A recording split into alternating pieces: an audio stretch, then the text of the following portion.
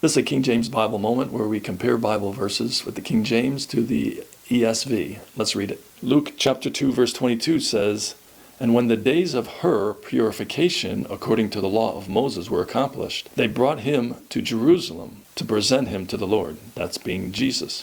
In Leviticus 12:8 goes along, and it says that, "And if she be not able to bring a lamb, then she shall bring 2 turtles or 2 young pigeons, one for the burnt offering and the offer for a sin offering. And the priest shall make an atonement for her, and she shall be clean." So in the context, the subjects in this case are Mary and Jesus. They were to bring Jesus.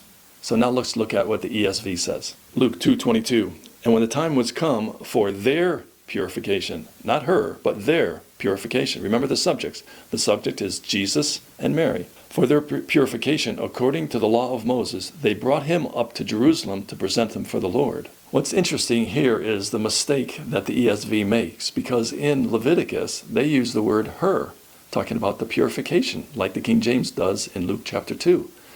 But there was also a sin offering that was to be offered. And when they used the word there, which meaning both Jesus and Mary, there was a sin offering needed to be made.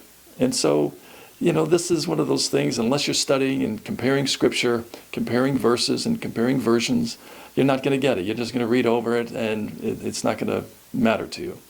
But when you study it and you want to know what God's words really say, then you see that the word there, plural, meaning the subject of Mary and Jesus, were not to be sent up for the purification. It was only Mary.